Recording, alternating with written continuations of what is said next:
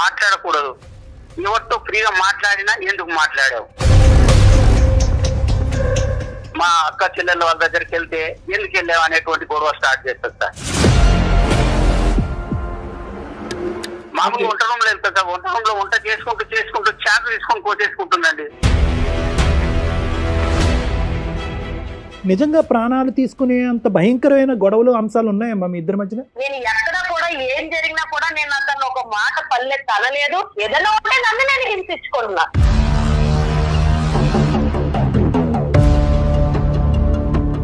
నా బంధుత్వాన్ని అందరినీ వదులుకున్నా, నా స్నేహాన్ని కూడా వదులుకున్నారా హారిక నేను? ఇంకా ఇప్పుడు నీకు నేనేం వదులుకోలేదు నీ కోసం. రోజు వచ్చి నువ్వు ఇంటికాడ కూర్చుని టైం స్పెండ్ చేయంటే నీకు తప్పైపోయింది. అప్పుడు ఈ పంచాయతీ అంతా పట్టుకెళ్ళి అందరికి వినిపించేటట్టు చేస్తున్నావు నువ్వు. కాదమ్మా, నిజంగా ఇంత చెప్పు చేతల్లో ఉండేటటువంటి మగాడు కావాలి అంటే కనుక నువ్వు ఏ రోబోనో పెళ్లి చేసుకోవాల్సింది. ఒక రోబోట్ని పెళ్లి చేసుకుని నీ చేతిలో ఒక రిమోట్ కంట్రోల్ ఉంటుంది, ప్లస్ మైనస్ అప్ డౌన్ నొక్కుంటే నువ్వు చెప్పినట్టుగా ఆడతాడు అతను. లేదమ్మా, లేదు, నేను ఓన్లీ అమ్మ ఇది కేవలం నీ లైఫ్ ఒక్కటే అయితే కనుక తల్లి.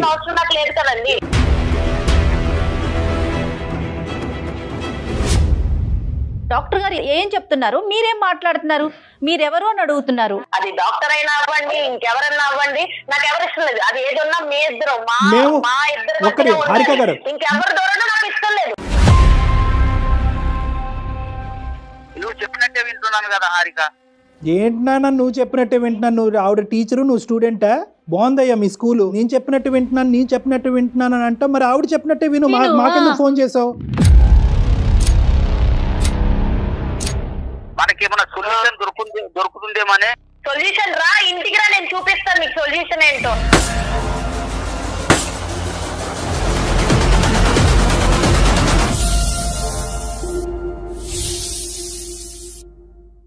వెల్కమ్ టు అందమైన జీవితం. అందమైన జీవితాన్ని సమర్పిస్తున్న వారు 49 కో స్పాన్సర్డ్ బై అవిస్ హాస్పిటల్. నమస్తే కళ్యాణ్ గారు. నమస్తే జయ గారు. నమస్తే కళ్యాణ్ గారు. రమేష్ అనే ఒక పర్సన్ నుంచి మనకు మెయిల్ వచ్చిందండి. తన భార్యతో తను పడుతున్న ఒక ఇబ్బంది, అది కూడా పీక్ స్టేజ్కి వెళ్ళిపోయిందనమాట. సో దానికి మీ సలహాలు సూచనలు కావాలని చెప్పి మనకు మెయిల్ చేశారు. సో కాల్ చేశానండి, మాట్లాడదామండి. తప్పకుండా మీరు మాట్లాడాలి, మీ సలహాలు వినాలి, తర్వాత స్టెప్ తీసుకోవాలి అనే స్టేజ్లో ఉన్నావే నేను మనకి ఎపిసోడ్ కింద కన్వర్ట్ చేస్తున్నానండి. ఎందుకంటే ఎలాంటి నిర్ణయం తీసేసుకుంటారో, ఏం జరుగుతుందో అనే ఒక ఆలోచన మళ్ళీ. నమస్తే అండి రమేష్ గారు, నేను జయానండి, అందమైన జీవితం ప్రోగ్రామ్ నుంచి కాల్ చేస్తున్నాను. నమస్కారం మేడం. నమస్తే అండి. నమస్తే. మీరు మెయిల్ చేశారు, సో నేను డాక్టర్ గారితో మాట్లాడాను. నాతో పాటు డాక్టర్ కళ్యాణ్ చక్రవర్తి గారు కూడా ఉన్నారు. ఓకే మేడం, మాట్లాడతాను మేడం. ఒక్కసారి మీ సమస్యని బ్రీఫ్ గా మాట్లాడండి. రమేష్ గారు నమస్తే. నమస్తే సార్. నమస్కారం సార్. నమస్కారం సార్. చెప్పండి రమేష్ గారు, ఏంటి సమస్య, ఎవరి గురించి, ఎంతకాలం బట్టి? సార్ నాకు మా భార్యదే సమస్య సార్. నాకు ఏంటంటే 10 సంవత్సరాలు అవుతుంది సార్ మాకు మ్యారేజ్ అయ్యి. సార్ మాకు 2 పిల్లలు ఉన్నారు సార్. మాకు ఒకరు 7 years, ఒకరు 6 years సార్. ఓకే. మేము ఇక్కడ హైదరాబాద్ లో నివాసం ఉంటున్నాం సార్. ఇక్కడ ఉద్యోగరీత్యా ఇక్కడికి వచ్చేసి ఇక్కడ ఉంటున్నాం సార్ మేము. అయితే నాకు సాయంత్రము 6ంటికి జాబ్ అయిపోతుంది సార్. సాయంత్రం 6 తర్వాత ఇంటికి వెళ్ళేసరికి నాకు ఒక 20-25 minutes పడుతుంది సార్ నాకు ఇంటికి వెళ్ళడానికి. ఓకే. ఒకవేళ ట్రాఫిక్ జామ్ అయ్యి లేకపోతే ఏదన్నా అటు ఇటు అయ్యి కొద్ది ఒక 10 నిమిషాలు లేట్ అయితే ఇంట్లో నాకు టార్చర్ ఉంటుంది సార్.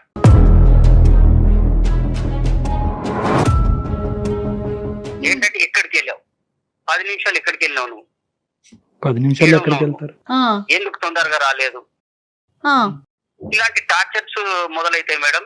ఓకే. నాకు ఉద్యోగంలో నేను డ్యూటీలోనే నేను టార్చర్ తో ఉంటాను. నేను బాగా పని భారం ఎక్కువయ్యి మళ్ళీ ఇంటికి వచ్చేసరికి ఒక 10 నిమిషాలు లేట్ అవుతే నాకు ఇలాంటి టార్చర్స్ మొదలవుతున్నాయి. మానసిక ఒత్తిడి చాలా ఉంది మేడం నాకు. ఒకసారి నేను మామూలుగా ఒక మాట అనేసి నేను డ్యూటీకి వెళ్ళిపోయాను సార్. మార్నింగ్ నేను వెళ్ళిపోయేసరికి మళ్ళీ ఈవినింగ్ వచ్చేసరికి ఇంట్లో ఒక చీటీ రాసి పెట్టి ఉంది, తాళం వేసి ఉంది సార్. నా గురించి వెతకక నువ్వు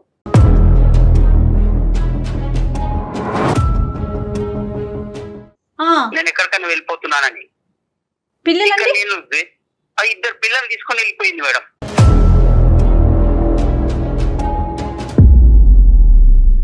కాదు ఏంటి సార్ సంఘటన, ఏం జరిగింది, దానికి ముందు ఏమైంది? మామూలుగా టీ అడిగాను సార్ నేను.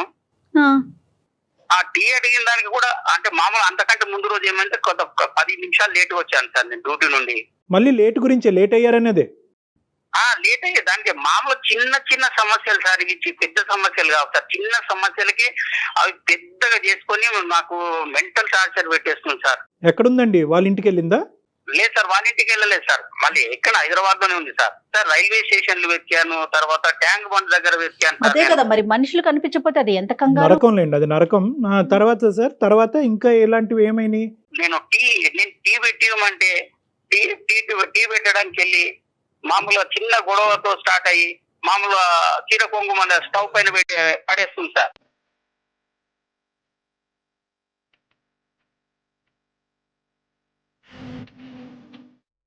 నేను కంగారు పడి మళ్ళీ దానికి పోయి ఆర్పాను సార్. ఆర్పి మళ్ళీ ఏమైంది, ఎందుకు ఇంత చిన్న 2 మాటలు అనుకున్న దానికి మళ్ళీ అంత పెద్ద చేసుకోవడం ఎందుకని నేను ఆర్పేస్తాను సార్. నేను ఆఫీస్ లేనటువంటి రోజు, లేదంటే ఆఫీస్ అయిపోయిన తర్వాత ఇంట్లో మీరిద్దరు ఉన్నప్పుడు మీ ఇద్దరి మధ్యన ఎటువంటి భేదాభిప్రాయాలు రావటం వల్ల ఆవిడ ఇంకా ఆత్మహత్య ధోరణిలోకి వెళ్తున్నారు? అంటే ఆవిడ మాట మీరు వినాలా, మీ మాట ఆవిడ ఆలకించాలా? అదే సార్, ఆమె మాటనే వినాలి సార్ నేను. అదేంటి అది డబ్బులా, ఇంటి పని వంట పనా, లేదంటే ఏదైనా ఇన్వెస్ట్మెంట్సా, పిల్లలకు సంబంధించిన అంశాలా, లేదంటే అన్నిటికీ ఆవిడ మాట వినాలా? లేదు సార్, పిల్లలు తర్వాత ఇన్వెస్ట్మెంట్ ఇవన్నీ ఏమి కాదు సార్. ఇవి కాకపోతే నా మాట వినాలి నువ్వు.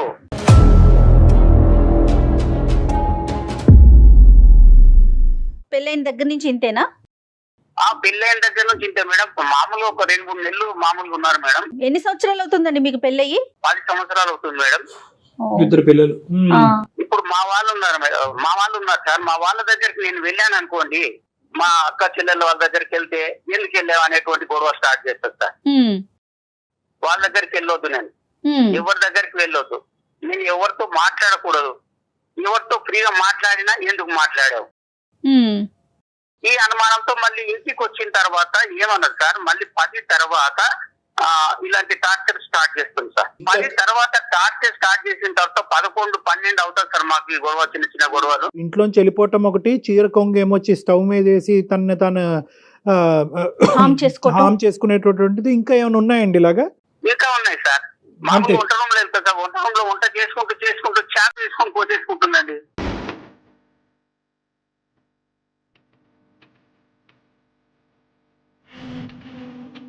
ఇప్పుడు ఇవన్నీ ఏంటి అంటే, నా మాట వినాలి అనేటటువంటి ఉద్దేశంతో మీ సైడ్ నుంచి ఆ అటెన్షన్ తన వైపు డైవర్ట్ చేసుకోవాలి, మిమ్మల్ని లొంగ తీసుకోవాలనే ఉద్దేశమా, లేదంటే ప్రాణాలు తీసుకోవాలనేటటువంటి ఉద్దేశమా? లేదు సార్, ప్రాణాలు నన్ను ఏమన్నా సార్, నన్ను ఏమనకుండా ఆమె చేసుకోవడం, ఆమె చేసుకుంటా. మిమ్మల్ని ఏమి చేయదు, కానీ తను నిజంగా ప్రాణాలు తీసుకోవాలనే ఉద్దేశమా, లేదంటే మీ అటెన్షన్ తన వైపు డ్రా చేసుకునే ఉద్దేశమా? సార్ ఆ టైంలో నేను అటెన్షన్ లేకపోతే ఏమన్నా జరగవచ్చు కదా సార్. అదేలేండి, తన ప్రయత్నం కాస్త నిజం అవ్వచ్చు. ఓకే, అర్థం అవ్వచ్చు కదా సార్. నేను అటెన్షన్ లో లేకపోతే నేను ఏమన్నా అవ్వచ్చు సార్. అంటే అలర్ట్ గా ఉంటాను సార్. నేను ఏ టైంలో ఏమవుతుంది, మళ్ళీ అటు చూసేసరికి ఏదో ఒకటి చేసేసుకుంటాను సార్. సార్ ఇంకోటి ఒకసారి హ్యాంగ్ కూడా చేసుకుంటారు, హ్యాంగ్ చేసుకోవడానికి కూడా ప్రయత్నం చేసింది సార్. దానికి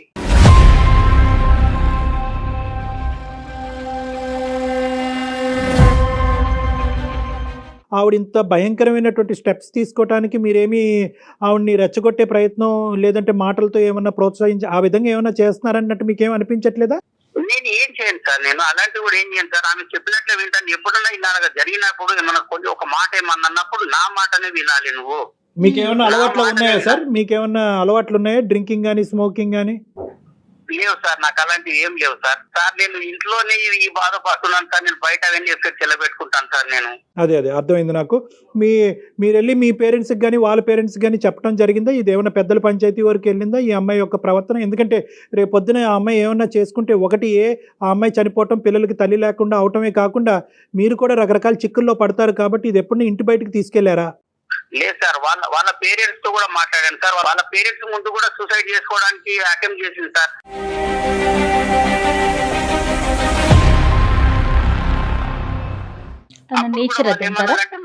అల్లుడు గారు మీరు కొంచెం మా అమ్మాయిని జాగ్రత్తగా చూసుకోండి అని చెప్పారు సార్. సో తను సరదాగా నవ్వుతూ ఉండే సందర్భాలు ఉంటాయండి ఆవిడకి? ఎప్పుడైనా నవ్వుతూ సంతోషంగా ఉంటాయా, లేదంటే ఎప్పుడు బాధలు, గొడవలు, చనిపోవటానికి థ్రెట్స్ ఇలాంటివే ఉంటాయా?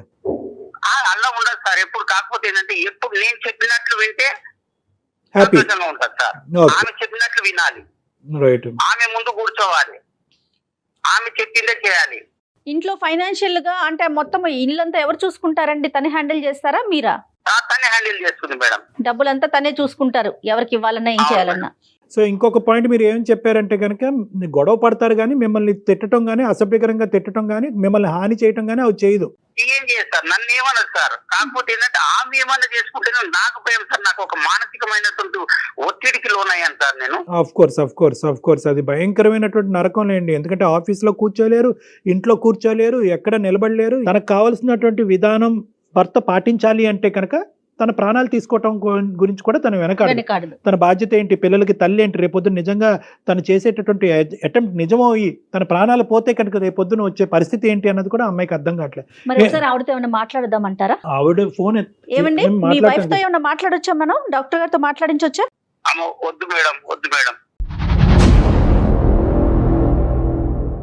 మళ్ళీ నన్ను ఇంటికి వెళ్ళిన తర్వాత నన్ను ఏం చేస్తూ నాకు భయం వేస్తుంది మేడం. నాకు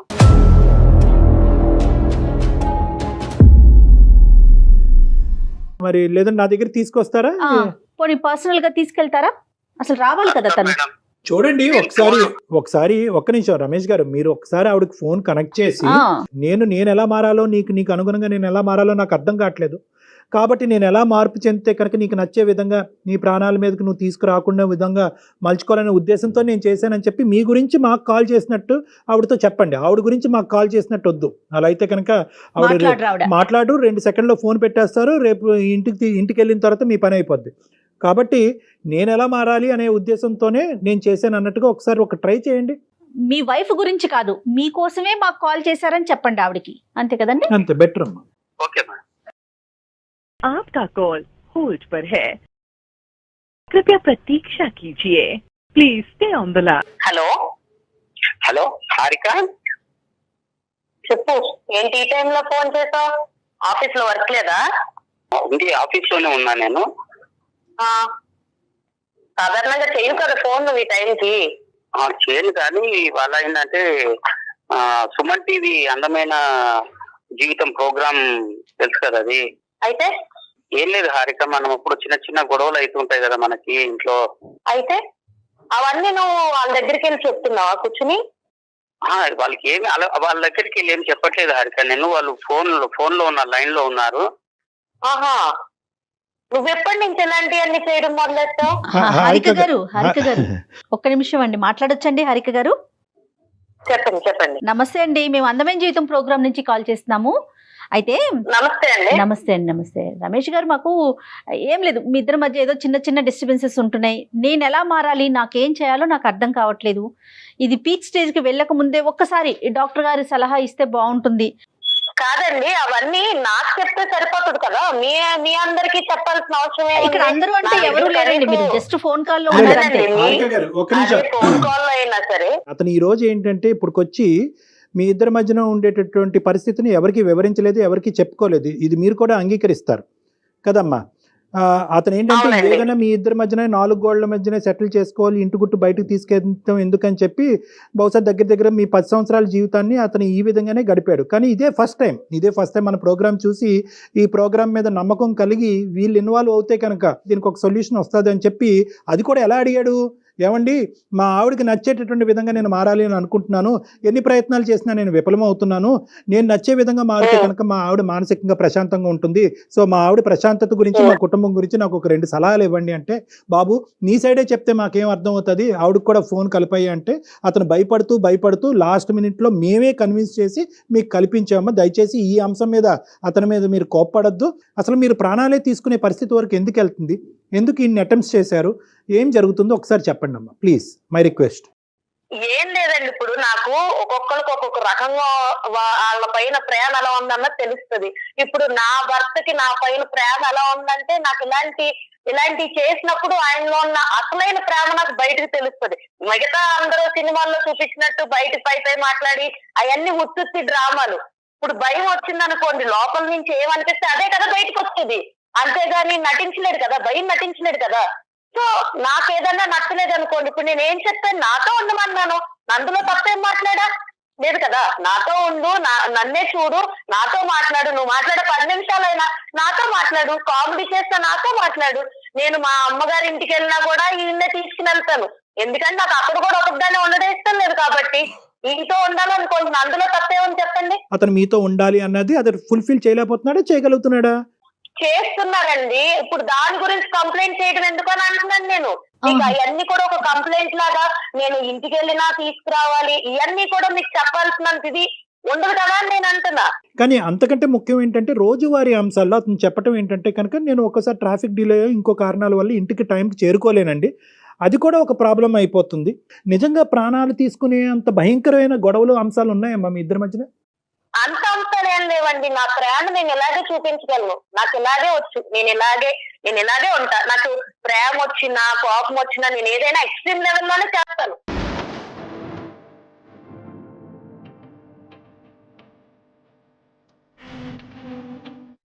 నేను అంత సాదాగా నేను అలా లేనండి. చిన్నప్పటి నుంచి నేను ఇలాగే పెరిగాను. మరి దాని వల్ల పక్కన ఉన్న వాళ్ళకి ఇబ్బంది కలుగుతోంది కదండి. కాదమ్మా, ఒక నిన్ను హింసించుకోవటం అనేది ఒక అలవాటు ఎలా అవుతుందమ్మా? నిన్ను హింసించుకోవటం, బాధ పెట్టుకోవటం ఎలా అలవాటు అవుతుంది? నువ్వు గీసినటువంటి బొమ్మలాగే నలుగురు అందులో ఉండాలి అనేటటువంటిది ఎంతవరకు పాసిబుల్ అవుతుంది? పోనీ అతను గీసినటువంటి విధంగా నువ్వు ఉండగలవా?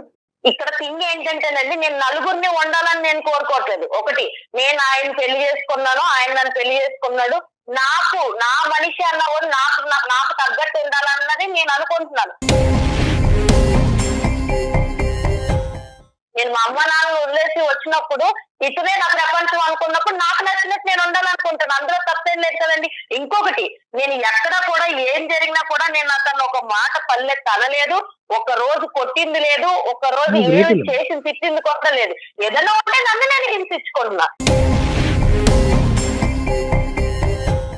అంటే ప్రేమ దక్కించుకోవాలి అంటే కనుక అవతల వ్యక్తిని భయపెట్టి బెదిరించి లొంగ తీసుకుని ఉక్కిరి బిక్కిరి చేసి నువ్వు నన్ను ప్రేమించకపోతే కనుక నేను చెప్పినట్టు నువ్వు వినకపోతే నేను చచ్చిపోతాను అనేటటువంటి మాటలు బట్టే ప్రేమ? అదొకటేనా నీకు తెలిసినటువంటి ప్రేమ, ఒక మనిషి దగ్గర దక్కించుకునే ప్రేమ? నాకు ఇదే తెలుసండి, నాకు ఇలాంటిదే తెలుసు. నా సైడ్ నుంచి ప్రేమ అంటే ఇలాగే ఉంటది, నాదన్నీ ఎక్స్ట్రీమ్ లిమిట్స్ లోనే ఉంటది. మరి తప్పమ్మా, అలా ఉంటది అంటే కనుక రేపొద్దున మీ పిల్లలు కూడా పెద్ద అయిన తర్వాత అమ్మ నువ్వు ఇలా ఉంటే కనుక మేము చచ్చిపోతాం, అమ్మ నువ్వు ఎగ్జామ్ రాయమంటే మేము చచ్చిపోతాను, అమ్మ నేను ఫెయిల్ అవుతే నేను చచ్చిపోతానని చెప్పి మిమ్మల్ని బెదిరిస్తారు. విధానం ఉంటే కనుక మార్చుకోవాలమ్మా. సారీ, మీరేదో చెప్తున్నారు రమేష్ గారు. ఈ ప్రేమ కోసం, మన పిల్లల కోసము నా తల్లిని, నా తండ్రిని, నా బంధుత్వాన్ని అందరిని వదులుకున్నా, నా స్నేహాన్ని కూడా వదులుకున్నారా హారిక? నేను ఇంకా ఇప్పుడు నీకు నేనేం వదులుకోలేదు నీకోసం. రోజు వచ్చి నువ్వు ఇంటికాడ కూర్చుని నాతో టైం స్పెండ్ చేయంటే నీకు తప్పు అయిపోయింది. అప్పుడు ఈ పంచాయతీ అంతా పట్టుకెళ్ళి అందరికి వినిపించేటట్టు చేస్తున్నావు నువ్వు. నిన్ను వదిలిపెట్టి ఎక్కడికన్నా వెళ్తున్నానా నేను ఇంటికి వచ్చాక? వెళ్ళినప్పుడు నీకు సమస్య లేదు కదా, ఇప్పుడు దాన్ని ఎందుకు పెద్ద సమస్య కింద చూపిస్తున్నావు? నీకు కానటువంటి సమస్య నీకు ఇప్పటికీ కూడా నువ్వు చేసేటటువంటి భయంకరమైనటువంటి వికృతమైనటువంటి పనులు ఇప్పటికీ మీకు అర్థం కావట్లేదు. ఇవన్నీ వికృతమైనటువంటి పనులు. చెంగేమో వచ్చి స్టవ్ మీద వేయటము, ఇంట్లోంచి పారిపోవటము, ఉరి తీసుకోవటానికి ప్రయత్నం చేయటము, విపరీతమైనటువంటి భయంకరమైనటువంటి ప్రయత్నాలు. నా అలవాటు చిన్నప్పటి నుంచి నా ప్రేమను వ్యక్తపరచడం, ప్రేమను దక్కించుకునేటటువంటి విధి విధానాలు ఇదే అని చెప్పి మీరు గొప్పగా చెప్పుకోకండి అమ్మా. నెంబర్ 1 అని చెప్తున్నారు తనే. ఇది ఎక్స్ట్రీమ్ అని మీకు తెలిస్తే కనుక ఆ ఎక్స్ట్రీమిటీ అనేటటువంటిది మార్చుకోవాల్సినటువంటి బాధ్యత మీ మీద ఉంది. ఒకప్పుడు మీరు మార్చుకోలేరు, కెపాసిటీ మీకు అది లేదు అంటే కనుక మాలాంటి వాళ్ళ దగ్గర రండి, అది రెక్టిఫై చేస్తాం. కానీ దయచేసి నేను చెప్పేది ఏంటంటే ఈ వాతావరణం పిల్లలకి చూపెట్టద్దాం. ఇందాక నేను ఒక మాట అన్నాను, రేపొద్దున మీ అమ్మాయి కానీ మీ అబ్బాయి కానీ అమ్మ నాకు ఇది జరగకపోతే సూసైడ్ చేసుకుంటాను, అమ్మ నాకు ఇది జరగకపోతే మేడ నుంచి దుంకుతాను, అమ్మ ఇది జరగకపోతే టాబ్లెట్స్ మింగుతానంటే ఎలా ఉంటుందమ్మా నీకు? మీ అలవాటు ఇదేరా, అదే అలవాటులో కంటిన్యూ అవ్వండి అని మీ పిల్లలకు చెప్తారా? ఇప్పుడు అంత దూరమే వస్తే నేను అప్పుడు ఏదనిపిస్తే అదే చేస్తానండి. ఇప్పుడు నేను అంత దూరం నాకు లేదు. ఇప్పుడు నాకేంటంటే నా భర్త నాతో ఎలా ఉండాలన్నదే నాకు ముఖ్యం. చెప్పండి హారిక, చెప్పండి. చేయాల్సిందంతా చేసి హారిక అంటే ఏం సరిపోద్దు? ఇప్పుడు నిన్ను ఎవరు ఇవన్నీ బయటకు మాట్లాడమన్నారు ఫస్ట్?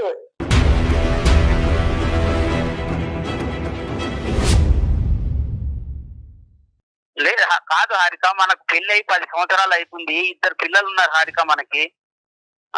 మన పిల్లలు నాకు గుర్తులేదా నువ్వు గుర్తు చేస్తున్నప్పుడు?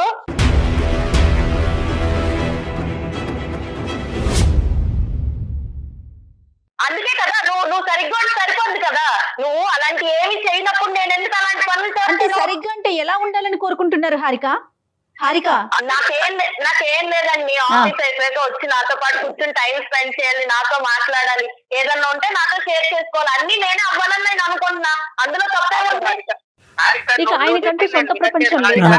నీవు చెప్పి నేను ఏం పాటించట్లేదు హారిక. నేను ఇంట్లో ఉండట్లేదు, ఎక్కడికైనా బయటకు వెళ్తున్నాను హారిక. ఇప్పుడు నేను అలాంటి టైంలో నేను అలాంటి అటెంప్ట్స్ చేస్తున్నాను చెప్పు. నువ్వు ఏదన్నా నేను చెప్పింది చేయకపోతేనే కదా నేను చేస్తున్నాను. నువ్వు అడిగేటటువంటివన్నీ అడుగుతున్నావు, అతను ఏమంటే చేసేటటువంటివన్నీ అతను చేస్తున్నానని అంటున్నాడు. ఇప్పుడు వచ్చి నువ్వు చేయలేకపోతున్నావు, ఇది చేయలేకపోతున్నావు అని చెప్పి ఒక్కటి కూడా ఇది చేయలేదు, ఇది చేయలేకపోయాను మీరు చెప్పలేకపోయారు. ఓన్లీ థింగ్ ఏంటంటే మీకు కావలసినటువంటి విధంగా అతను ఉన్నాడు, ఇప్పటికీ ఉన్నాడు. కానీ ఏంటంటే అతను ఏమన్నా ఆ గీత దాటి అటువైపు వెళ్తాడనేటటువంటి ఆలోచనతో ఏంటంటే మీరు అటో గీత ఇటో గీత దాటి దాన్ని బ్లాక్మెయిల్, నేను చచ్చిపోతాను అనేటటువంటి దాంతో ముడిపెట్టి ఇంకా ఇంకా ఇంకా ఇంకా లొంగ తీసుకునేటటువంటి ఒక పిచ్చి ప్రయత్నం మీరు చేస్తారు. కాదు హారిక, భయంతో లొంగ తీసుకుంటారా, ప్రేమతో లొంగ తీసుకుంటారా? ఏ వ్యక్తినైనా ఎవరినైనా ఇంత పోసుగుచ్చినట్టు ఒక మగాడు కానీ ఆడదు కానీ సంసారం కాపురాలు చేయలేరమ్మా. ఇంపాసిబుల్. అతని వ్యక్తిత్వం బట్టి అతను ఉంటాడు, మీ వ్యక్తిత్వం బట్టి మీరు ఉంటారు. At the end of the day మీ ఇద్దరి మధ్యన ఒక బంధం ఉంటుంది, ఆ బంధానికి ఒక ప్రేమ ఉంటుంది, అంతే. అంతేగాని ఇదేదో 2 1 2 2 2 4 2 3 6 అన్నట్టుగా ఉండదమ్మా. ఇది జీవితం. అది బహుశా నీకు ఎవరు చెప్పలేదు, ఇప్పుడు మేము చెప్తే అర్థం అవుతుంది అనేటటువంటి ఆస్తో నేను ఇలా చెప్తున్నాను. నెంబర్ 1. నెంబర్ 2 ఏంటంటే ఈరోజు నిజంగా ఈరోజు ఎంతో అదృష్టం బాగుంది కాబట్టి ఈరోజు నువ్వు నేను మాట్లాడుకుంటున్నావు అమ్మా. నువ్వు చేసినటువంటి ఒక్క అటెంప్ట్ అయినా కూడా ఈరోజు నిజమై ఉంటే కనుక నీ ప్రాణాలే దక్కుండేవి కాదు. ఒక పనికిరాని కారణానికి ప్రాణాలు తీసుకున్న ఒక భార్యగా, ఒక తల్లిగా చరిత్రలో నిలిచిపోతావు నువ్వు. ఏమన్నా అర్థం ఉందా? మీకేమన్నా క్యాన్సర్లు ఉన్నాయా? రేపో మాపో చచ్చిపోతున్నారా? లేదంటే ఇంకేమన్నా బలమైనటువంటి ఫైనాన్షియల్ బలహీనతలు ఉన్నాయా? తినటానికి తిండి లేదా? పడుకోవటానికి ఇల్లు లేదా? ఏం లేదు మీకు. అన్నీ ఇస్తే దేవుడు అన్నీ ఇస్తే ఇదొక రోగమేమో అని అనుకోవాలి మనం. నిజంగా నాకు కోపం వస్తుందమ్మా. ఇది కాదమ్మా బతికేటటువంటి విధానం. నీకు విపరీతమైనటువంటి యాంగర్ మేనేజ్మెంట్ ప్రాబ్లమ్స్ ఉన్నాయి, అది ఒక మానసిక రోగం. దానికి ట్రీట్మెంట్ తీసుకోవాలమ్మా నువ్వు. నాకు ఇప్పుడు చాలా కోపం వస్తుందండి. మీరన్నీ అన్ని మాట్లాడుతుంటే నాకు కోపం వస్తుంది. అలా కదమ్మా, నిజంగా ఇంత చెప్పు కాదమ్మా, నిజంగా ఇంత చెప్పు చేతల్లో ఉండేటటువంటి మగాడు కావాలి అంటే కనుక నువ్వు ఏ రోబోనో పెళ్లి చేసుకోవాల్సింది. ఒక రోబోట్ని పెళ్లి చేసుకుని నీ చేతిలో ఒక రిమోట్ కంట్రోల్ ఉంటుంది, ప్లస్ మైనస్ అప్ డౌన్ నొక్కుంటే నువ్వు చెప్పినట్టుగా ఆడతాడు అతను. లేదమ్మా, లేదు, నేను ఓన్లీ అమ్మ ఇది కేవలం నీ లైఫ్ ఒక్కటే అయితే కనుక తల్లి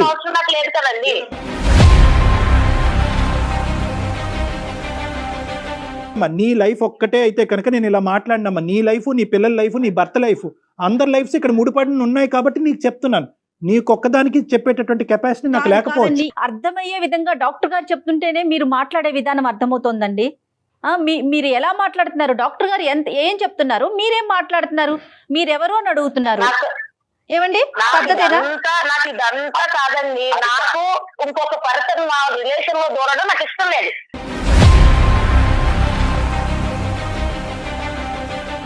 అది డాక్టర్ అయినా అవ్వండి, ఇంకెవరన్నా అవ్వండి, నాకు ఎవరు ఇష్టం లేదు. అది ఏదన్నా మీ ఇద్దరు మా ఇద్దరు ఇంకెవరు దూరడం నాకు ఇష్టం లేదు.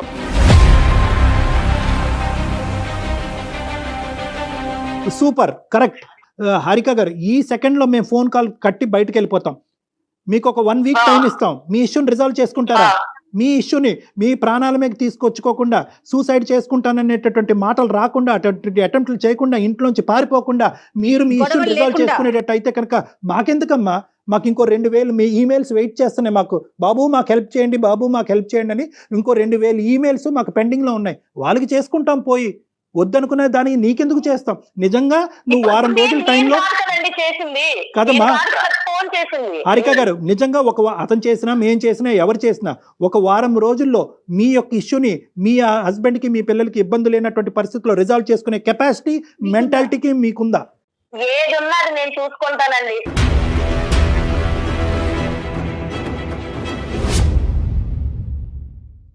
ఎలా ఉండాలి, ఎలా చేయాలి, ఏం చేయాలి అన్నది నాకు ఎవరు చెప్పినా నచ్చదు. అమ్మా నార్సిస్టిక్ పర్సనల్ అంటారు, అహంకార ధోరణి. వినాలంటే నేను అదే అనుకుంటా. పెళ్ళై నేను వచ్చిన తర్వాత ఇతనే నా ప్రపంచం, ఇతనే నా సర్వస్వం అనుకున్నప్పుడు నేను ఏం చెప్తే ఆయన కూడా ఉండాలి.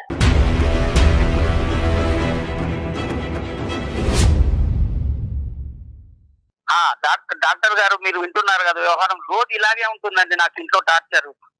నేను భరించలేకపోతున్నాను సార్. మీరు ఎలాగైనా మాకు ఈ యొక్క సమస్యకు పరిష్కారం చేయాలి సార్. రమేష్ గారు, టార్చర్ అనే పదం మీరు వాడుతున్నారు, మేము అనుకుంటున్నాం, జయ గారు అనుకుంటున్నారు, కానీ అక్కడ ఆవిడ అనుకోవట్లే కదా. ఆవిడకి అది టార్చర్లా కనిపించట్లేదు. అది విధానము, అది ఒక పద్ధతి, ఆవిడ నేర్పరితనము, ఆవిడ ఆలోచన శైలి, పుట్టేరుగా ఆవిడ ఇలాగే బతికిందంట. మా వాళ్ళని అందరిని వదులుకున్నాను సార్, నా ఫ్రెండ్స్ వదులుకున్నాను అదే మీరు చేసిన పొరపాటు. మీరు చేసిన తప్పే మీ పొరపాటు ఏంటంటే ఆవిడ ఒక చెయ్యి పట్టుకుని కిందకి, మీ కాలర్ పట్టుకుని ఒక్కొక్క మెట్టు కిందకి ఈడ్చుకుని వస్తున్నంత సేపు మీరు కిందకు వచ్చారు. ఎందుకు వచ్చారంటే కుటుంబాన్ని కాపాడటానికి మీరు వచ్చారు. కానీ అది ఆవిడకి అలవాటు, పరిపాటి కింద అయిపోయింది. సో ఈ మనిషిని పూర్తిగా కిందకి తీసుకొచ్చి కాళ్ళ కింద చెప్పులాగా మార్చుకోవాలనే ఉద్దేశంతో ఆవిడ వెళ్తుంది. అది కరెక్ట్ కాదు. ఆవిడకి ఎవరు చెప్పలేకపోతున్నారు. ఈ రోజు వాళ్ళ తల్లిదండ్రులు చెప్పినా ఇది చాలా చాలా బాగా నేర్చావు. ఈ రోజు నువ్వు ఫోన్ చేసి ఎలా ఉంది అలా ఉంది అని అంత చెప్పుకునేట్టుగా తయారయ్యావు కదా. నువ్వు ఇంటికి రా, చెప్తాను నీ పని.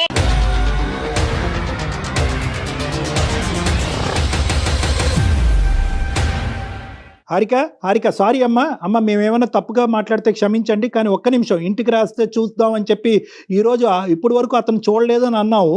ఇప్పుడు ఏంటంటే అతను చూస్తాను అని అంటున్నావు. అతను చూస్తావో నువ్వేమన్నా చేసుకుంటావు అనేటటువంటి భయంతో మాకుంటుంది. ఒక్క 2 నిమిషాలు మనం మాట్లాడుకుందాం. ఒక్క నిమిషం హారిక. ఇప్పుడు ఇదంతా కాదండి, నాకు ఇప్పుడు కోపం తెప్పించాడు మా ఆయన. ఇవన్నీ మీకు చెప్పాల్సిన అవసరం లేదు. ఫస్ట్ థింగ్ నాతో మాట్లాడాలి, లేదా ఏదైనా ఉన్నా ఇలా ఉంది ఇలాంటి థాట్ ఉండాలంటే నాకు ముందు చెప్పాలి. నాతో నువ్వు 190 సార్లైనా మాట్లాడాలి. నువ్వు నన్ను పెళ్లి చేసుకున్నావు కాబట్టి నాకు చెప్పాలి. ఎన్నిసార్లైనా నువ్వు చెప్పాలి. నేను వినకపోతే నాకు అర్థమయ్యేలాగా నువ్వు చెప్తూనే ఉండాలి. నేను వినకపోవడం నా చేతిలో ఉండదు.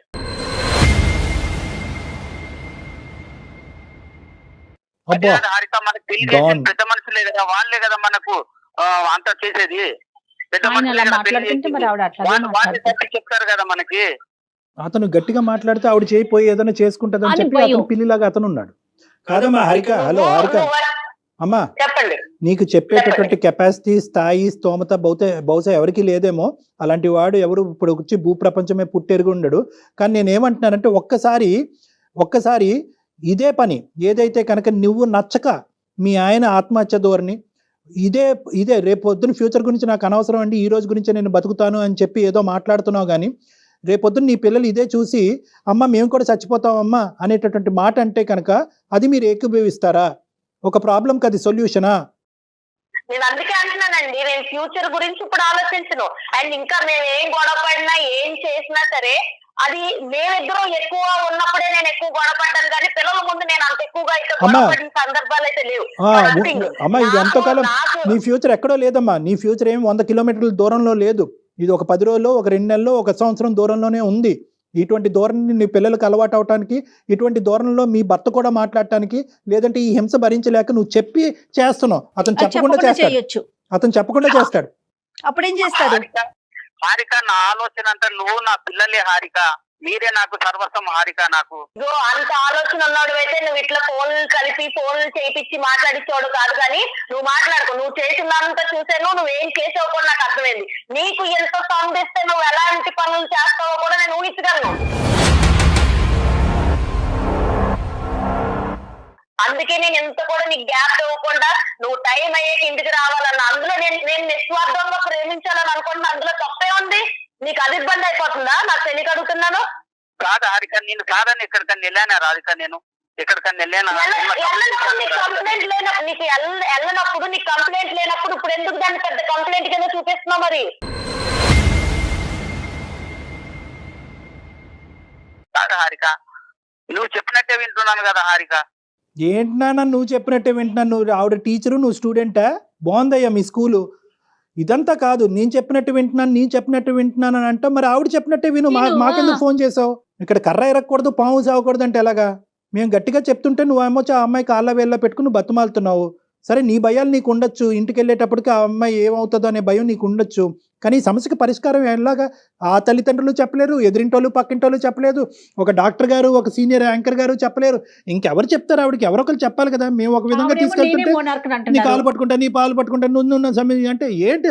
హారికాని నువ్వు చూసుకోకపోవటం కాదు, హారికానికి అవసరానికి మించి నువ్వు చూసేసుకున్నావు. హారికానికి కావాల్సినటువంటి ప్రేమ అవసరానికి మించి ఇచ్చేసావు. ఆవిడకి సరిపోవట్లేదు. ఎన్ని బకెట్లైనా ఇంకా నిండట్లేదు ఆవిడకి. ఇప్పుడు మళ్ళీ మేము ఇలా మాట్లాడితే కనుక అక్కడేం గొడవ అవుతుందనే భయంతో ఇంకా నేను అసలు సిసలుగా నేను ఇంకా మాట్లాడలేకపోతున్నాను. నాకు భయం వేస్తుంది ఇక్కడ.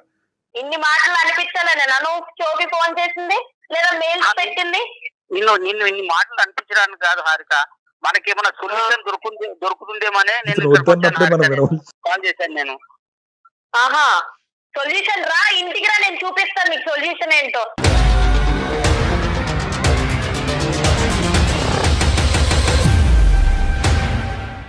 ఏం సొల్యూషన్ చేయొచ్చో, ఏం సొల్యూషన్ తయారు చేయొచ్చో నేను బాగా తయారు చేసి పెడతాను నీకోసం. నువ్వైతే ఆఫీస్ అయితే చక్కగా 6:30కి ఇంటికి వచ్చే ఏం సొల్యూషన్ ఉందని నువ్వు చూద్ది కానీ, నీ కల్లారా నువ్వు చూద్ది కానీ.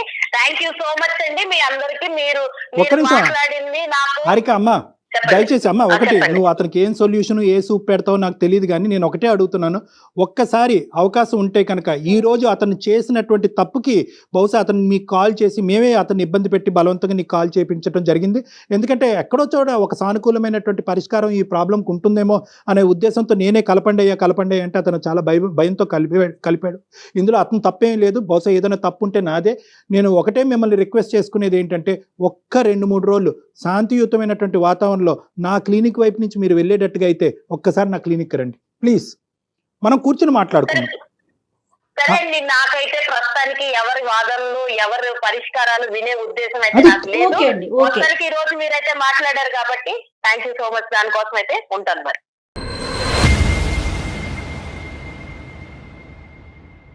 ఉన్నారండి, మీరున్నారా? ఉన్నాను మేడం. బాగా అర్థమైంది లేండి మాకు మీ పరిస్థితి.